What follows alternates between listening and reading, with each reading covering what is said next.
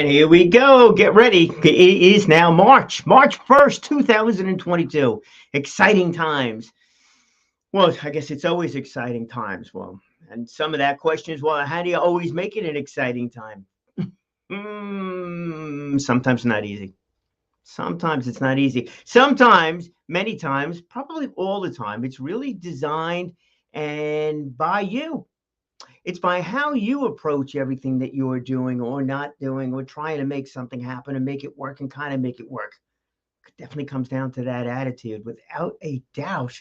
It's that attitude. It's the curiosity. It's the desire to go out, learn, see what other people are doing, what you can learn from them, what you can learn from their actions, what you could learn from sometimes what you can learn from their inactions. But one of the things that I've always found myself is or found in other people is actually how curious people really are, or should be. Because it's that curiosity. When we're really curious about what other people are doing, now all of a sudden we've got a most interesting situation because we have an interesting approach to meeting new people, perhaps meeting new people that are different than us.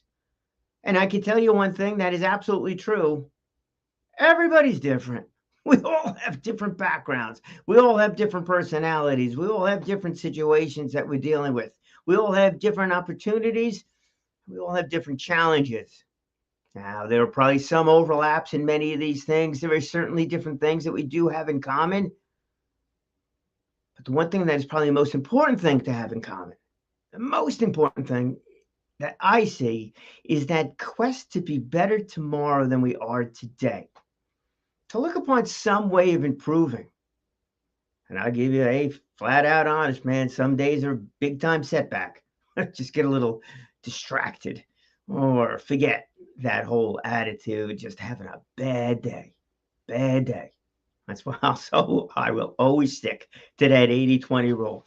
It gives us a little bit of leeway to be more human, to allow emotions to get the best of us and stuff like that. But could you imagine? Could you imagine that if each and every day we all tried to improve ourselves a little bit, just a little bit, just a little bit? Boy, wouldn't that be fascinating? Just think about who you'd be. You want to talk about people that are in these weight loss programs? Well, how do you lose 200 pounds? 1 pound at a time. How do you eat an elephant? 1 bite at a time. It's all small steps. How'd you become an overnight success?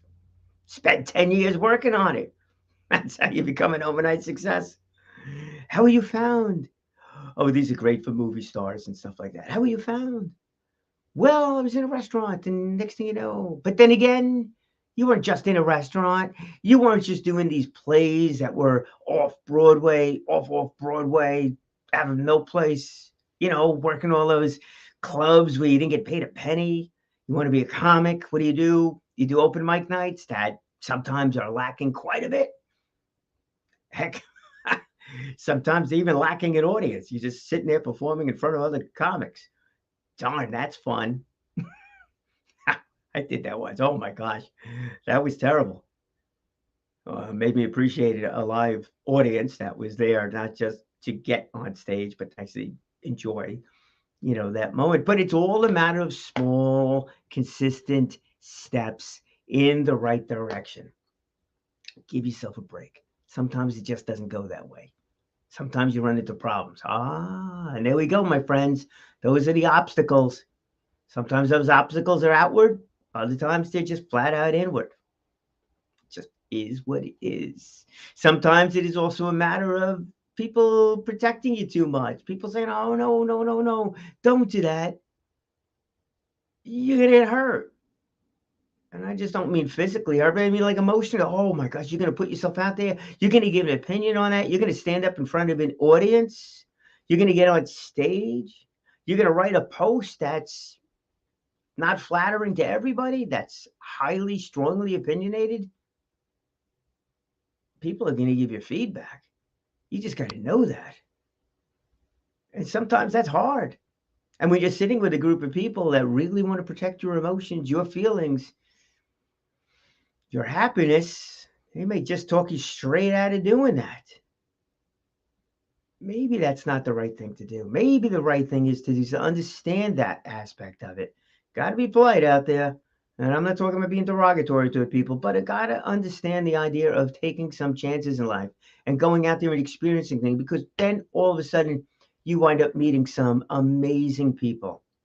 This is actually one of the things that I found to be pretty interesting here with Shloime, who is going to be at the Village Chabad tonight in StonyBrook, and that is March 1st. March 1st, 2022, 7:30 p.m. to 8:30 p.m. is the actual presentation. Rabbi set a little time aside for, sushi and wine for one, but more importantly, also for thoughts and prayers going out to our friends over in Ukraine and these other countries that are supporting the Ukrainian efforts and the Ukrainian citizens, because there's a lot of support, just an awful lot of support. I'm going to save comments on that whole thing for another day, but it's kind of interesting how many people have gotten behind that whole thing, have gotten behind them to support their efforts over here. It's absolutely incredible. So that an aspect of it's a good thing.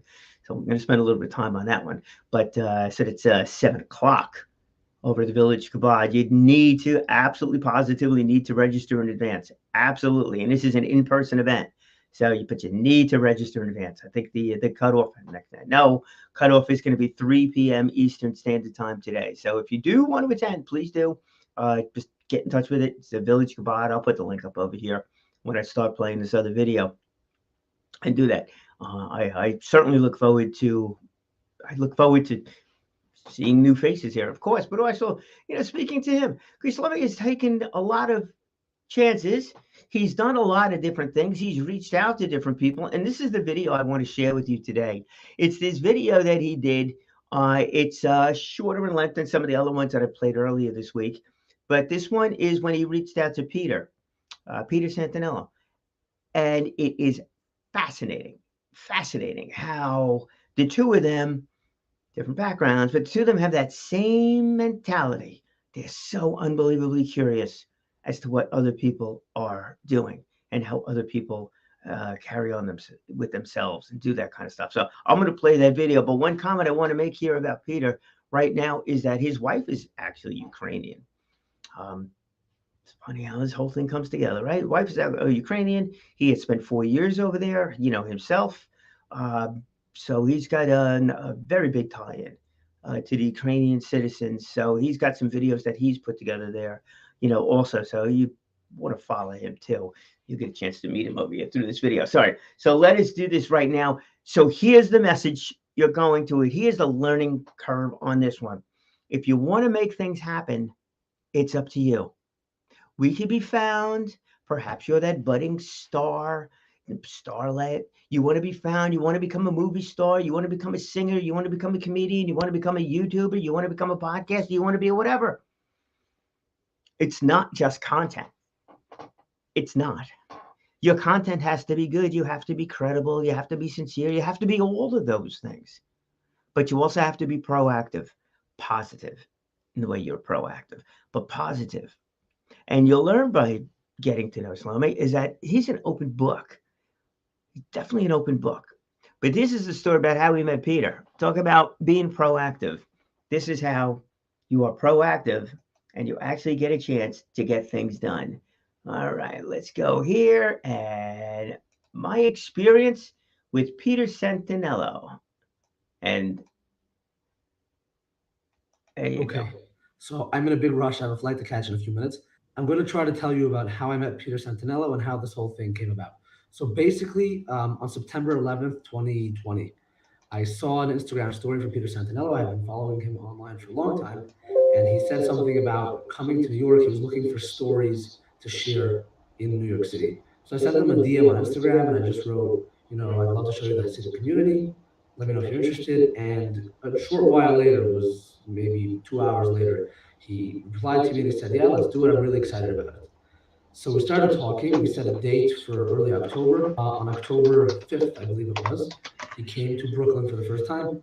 I showed him around. I showed him the 3 different communities. And he was planning to make one video It wasn't supposed to be a big thing. I didn't think I'd even be in any of the videos, but it turns out that he had so much good content that he decided to make 3 separate episodes from this whole thing.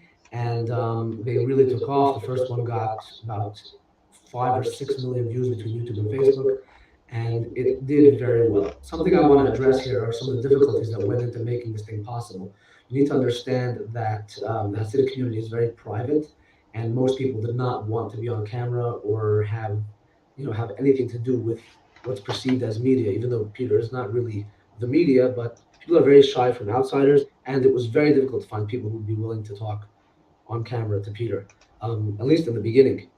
Once the videos took off and we started seeing that people were enjoying what was going on and the community felt they were represented properly, that's when we got much more openness and people were more willing to open their hearts and their homes to Peter and to show him around. After the success of the first 3 episodes, I contacted Peter. I said, this is doing really well.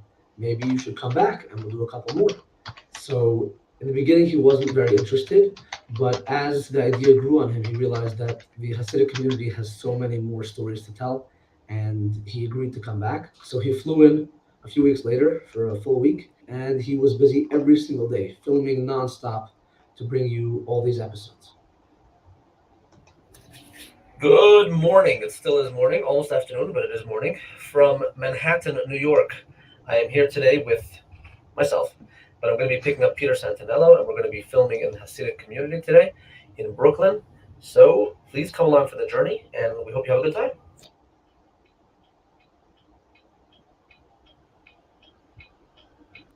And there he comes. Oh, I locked him out.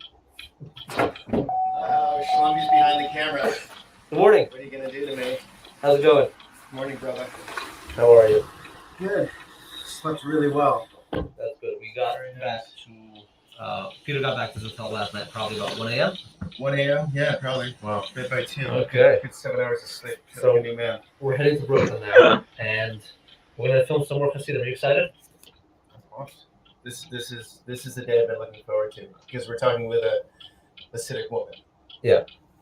So I think that's the Hasidic religion is something nobody really has any clue about outside of it. It's quite mysterious, and especially the female side.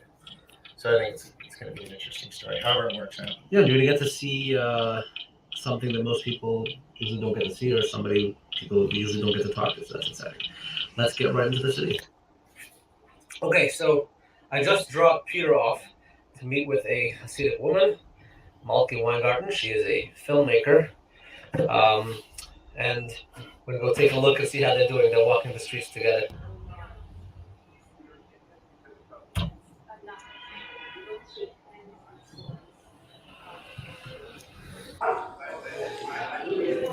So we are back where it all began. Full circle. We're back in Mendelssohn's Pizza in Borough Park, my Uncle Hetchy. And Peter went to meet with the Hasidic woman today. We're supposed to take about an hour. How long did it take, Peter? Maybe 3, 4. 4 hours. 4 hours. Yeah. Was it good? You had a good time? Amazing, eye-opening experience. To do something for another person because of their race or whatever. That's what I think. Founding fathers were very smart. Yeah. They said, inalienable rights given by God. So your opinion doesn't count. I'm hearing a lot about what this series accomplished. People are saying it made the community look very good. I see it differently. I see it as it made the community look human, and most humans are good.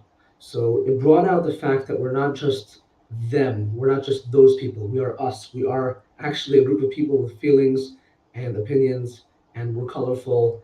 And I think that is the biggest thing that this whole series accomplished, that it humanized the Hasidic community. There are many people who left the Hasidic community and they have shared their stories. Their stories deserve to be heard, but I don't feel that they should be the ones talking for the entire Hasidic community, because they consider themselves no longer a part of the community. So one of the things that I did was try to bring out stories of the people who are inside and still inside the community. And it really broke down a ton of barriers between us and the outside world. Working with Peter was an amazing experience. Peter's a really smart guy. He's really fun to hang out with.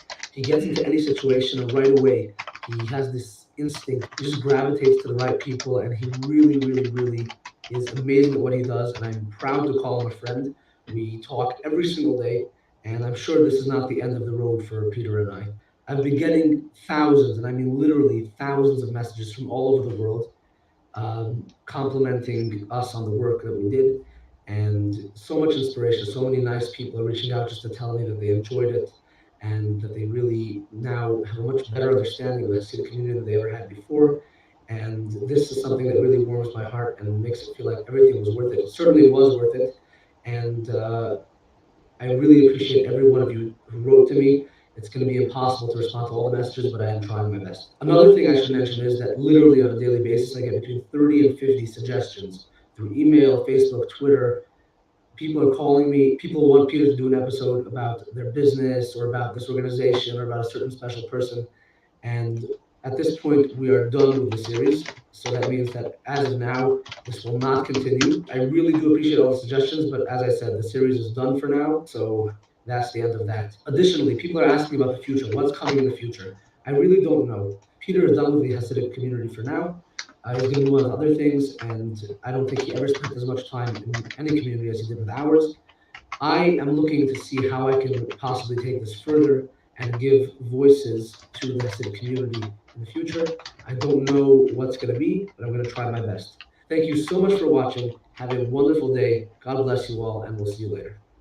All right, there you go, folks. You gotta love that. I just tell you, I think it's actually terrific. So let's. Are you relying on friends for stock advice? Let's get rid of that. Let's go and get back over here. We're back over here. Got my friend Yosemite. Yosemite, what do you think? It's all right? Yeah, it's all right. It's next to Bondi's Brothers. That was another one of the presenters that was over at the Chabad over at StonyBrook. You know, I had a conversation with somebody earlier today about some of these lectures that are given at the shul, at the village Chabad, at the temple over in StonyBrook. So these lectures are designed to be, they're Jewish. I mean, look, flat out, they're Jewish. You know, they're Jewish, you know, that kind of thing. But they're not religious. And that's not really the point of it. You know, the point of it, you know, is to, well, maybe the point of it is to exactly do what he's talking about over here. You know, it's to just introduce people that you wouldn't think that are, but are, and doing things that you just wouldn't know, but do. Look, when, you know, we were talking to, you know, Irving Roth, the Holocaust survivor, it was like, wow, you know about it, you read about it, but to hear somebody talk about what it was like to be that, to be right there, you know, to be in these camps, to go through that, just absolutely incredible, absolutely incredible. We should never ever have that happen again. Huh. There's another video for you. But we should never have that happen again. So that was an experience to get a chance to, you know, to sit down and talk with them. And I was, you know, honored, you know, to be the one to share some of the questions that came from the audience. It was packed out. It's just absolutely incredible. Absolutely incredible, you know. And then, of course, the Jewish gangster and the other gentleman who was there on September 11th, Kenneth Fitzgerald employee, you know, and he talks about all the rest of that stuff. You know what? All of these things, including the gangster,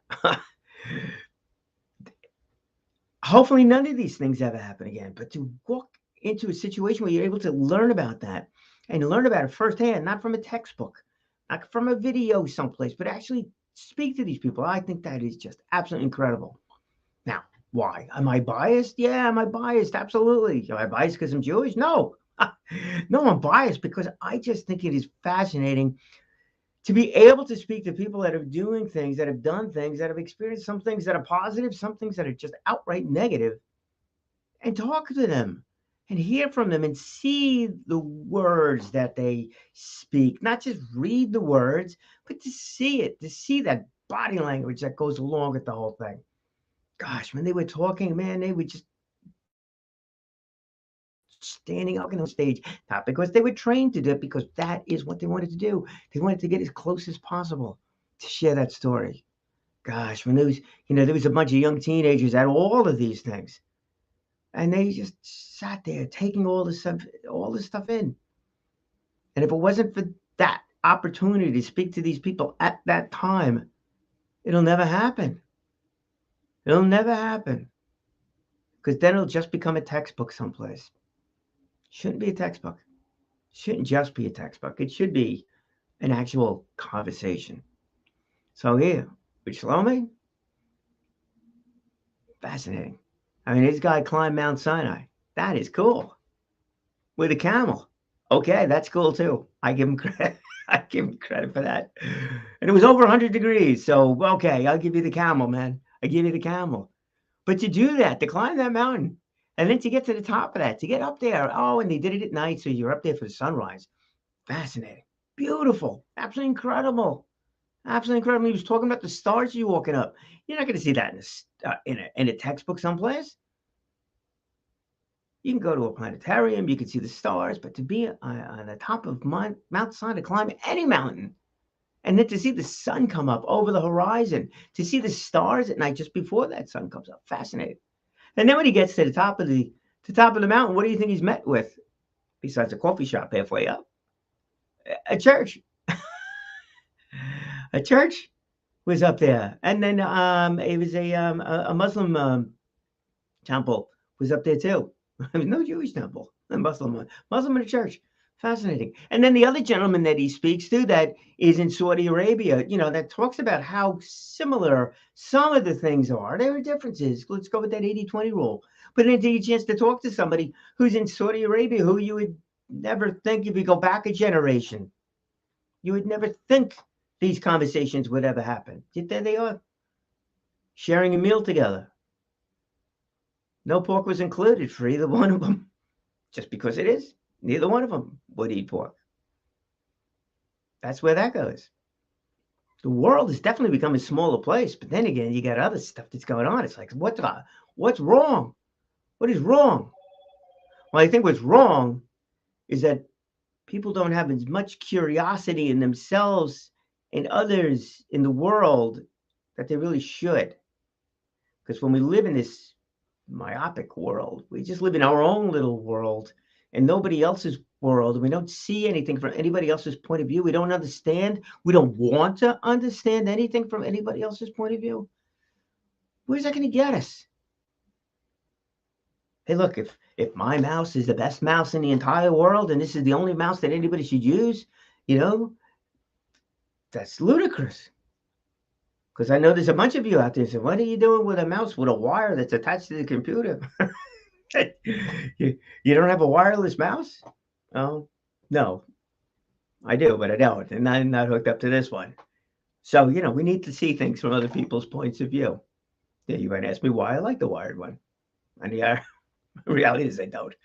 Just a stupid example, of that one. But we do need to learn about how other people operate, how other people think, how other people do things, what it is that they've been through, and how it has changed them to make them who they are today. That's that whole thing about the obstacles. I mean, we all deal with different obstacles, challenges, and then we all come up with different ways of advancing, from those things. We become much more sensitive to other people because of that. The shame of it is why do we have to go through the negatives in order to see the positive? Why do we have to have dark in order for us to appreciate the light? Why? Well, you could ask that of anybody that you'd like to get an opinion on. Maybe I'll save that one for another day too. We'll just keep this one as in the ability to create, mostly at least, your own destiny. So do what Shloime did. Pick up the phone. Send an email. He did that with Peter. Now look at this relationship he's got over there. Fascinating, right? How Peter came into his world. Maybe it's time Shloime goes into Peter's world. Peter's all over the place. He's traveling the world. Shloime's traveling the world. They're doing all these things. I think right now Peter's focused on Ukraine. So if you want to follow, and I put it up in the chat over there, or in the messages actually over there. Peter Santanilla, that is his YouTube channel that you could go to follow him. The two of them are prolific when it comes to putting up different videos, doing it all the time, all the time. And there's so many other people that you could follow in order to do that and to learn about different things. But I gave you three. All right, so our 3 action ideas. 1, reach out to people. You can create your own destiny. You can create your own relationships with people, and they're open to hearing it. If you've got a good idea, if you're interesting, if you have an interesting thought, reach out to people. They're much more accessible than you can ever imagine. I learned that years ago. Years ago. People want to talk about what it is that they've gone through because they want to share with others so other people don't make the same mistakes, so other people can learn from their own experiences. But reach out to people. You make that happen. And don't underestimate yourself. That's another one here. Don't underestimate yourself. There are so many things that you can accomplish. You just need to have the chutzpah. What the heck?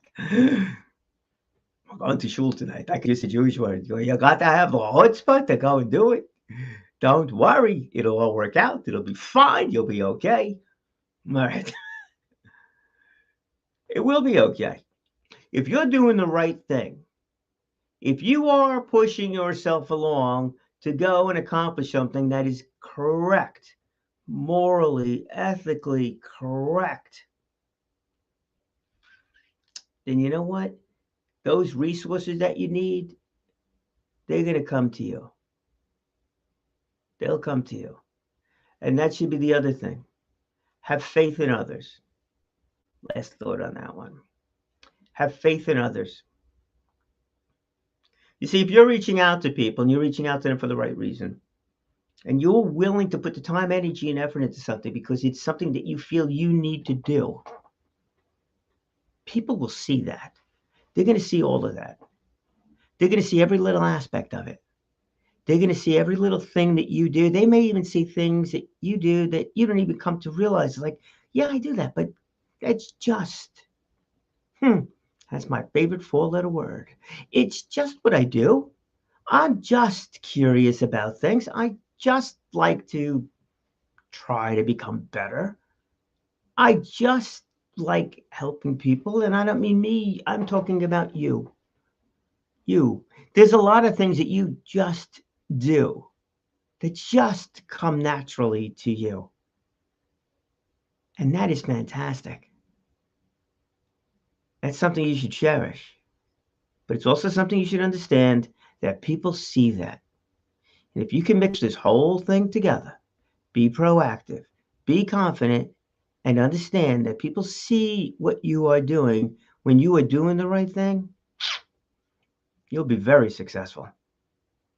Without a doubt, those 3 little key ingredients that you're probably doing anyhow, and you just don't even realize you're doing it, but keep doing it.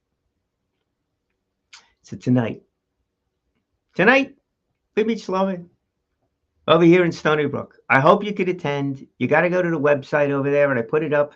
I put it up in one of the posts. It's the Village Chabad at StonyBrook. You get the tickets. It's up on the Facebook group page. I'll post that up. It's probably the easiest thing to do. Go into Facebook on it. It's $15 for students, $25 for adults. You want to sponsor it? That's great. Don't need to. Sushi, wine, conversation, learning a little bit about Shloime, and spending some time also thinking about our friends in Ukraine. Keep doing what you do, friends. Speak well, speak often, live inspired, and I'll see you later.